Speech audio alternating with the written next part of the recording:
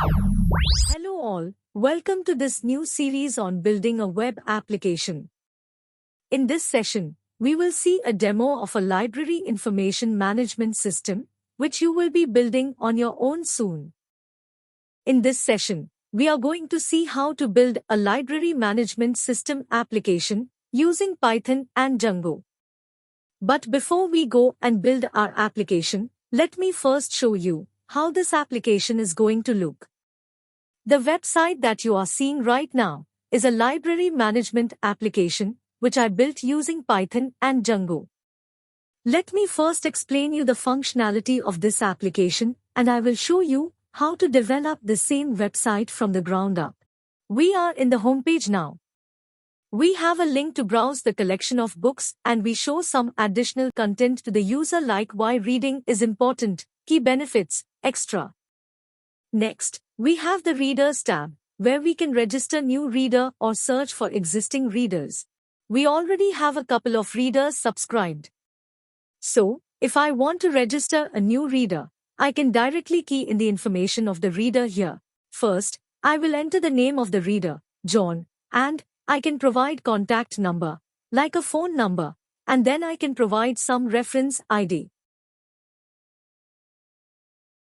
and some address. So let me enter Good Lord Street, NJ, and save it. Alright, now the reader is saved. So, now I can manage this reader. I can search for this reader, and I can make changes to this reader. So, if I want to go and change any information of a reader, for example Steve Rogers, I have the information available here. If I want to deactivate, I can deactivate, and as you can see, it's grayed out. So, I cannot rent any books to this reader. If I want to activate, I can activate. It is just that simple, with just a click of a button. If I want to change some information, I can directly go and edit it. For example, I can change the city and save it from here. So, if I want to make any changes to the readers, I can do it directly here. If I want to search for any existing readers, I can search for the readers from here. Like Tony, I can see the results here, and I can clear the search results as well. This provides an end-to-end reader management functionality to the admin.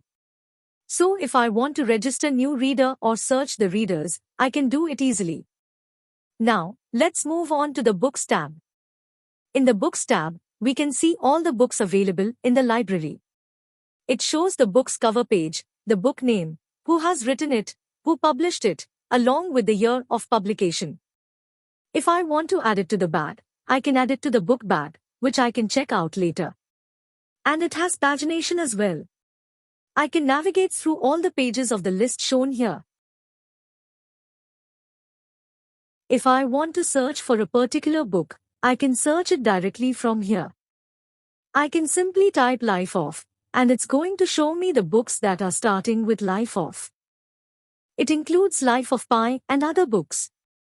I can choose the book which I want to read and check out.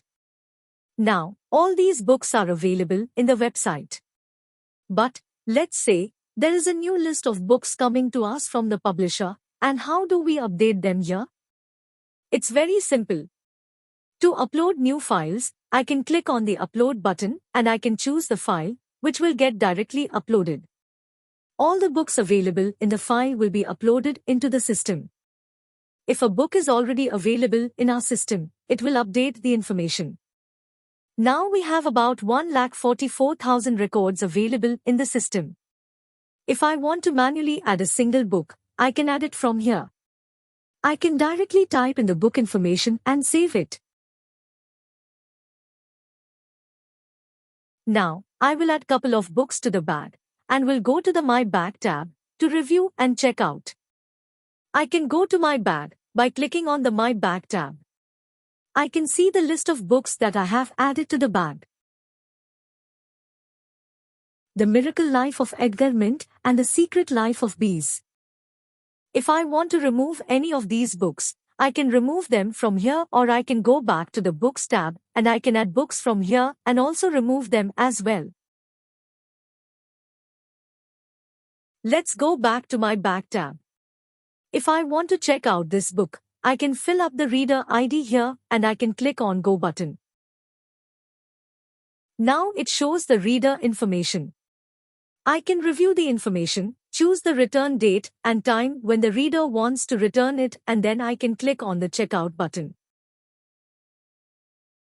So now this book rental is saved successfully, and the library admin can continue browsing of other books for the next reader. Now, let's add couple of books for our next reader, and the reader is Steve Rogers, who is deactivated. So, we cannot lend him any book. Now, let's go to my bag and put the reader ID of Steve Rogers and click on Go.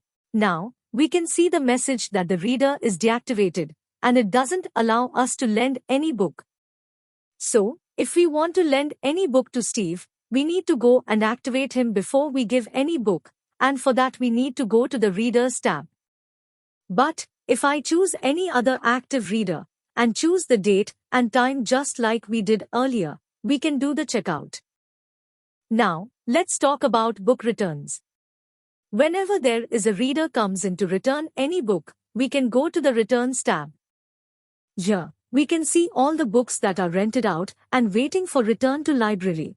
Next, we can search for the reader who wants to return the book by using the reader name or their ID or contact number. And we can see the books they have now and when they are supposed to return them. Once we verify the book, we can click on the Return button.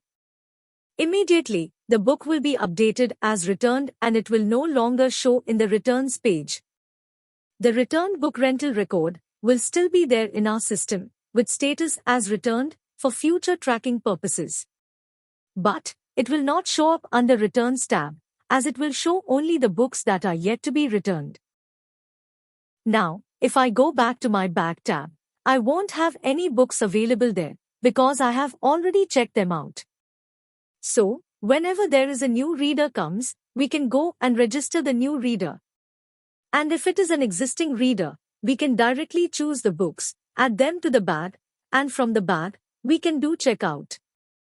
And when the reader comes back to return the book, we can go to the Returns tab, search for the reader, choose the book which needs to be returned and click on the Return button. But in case if we want to update some information which is not available through our app, Django provides an admin app where we can go and update all the information.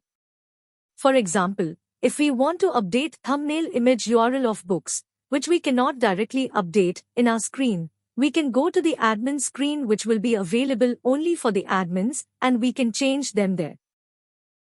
I hope you like this library information management application and can't wait to build this on your own. Why waiting? Continue with the next chapters in this series now to learn how to build this application from the ground up. See you soon in the next chapter. Thanks for watching. To continue learning with us, like, share and subscribe to our channel.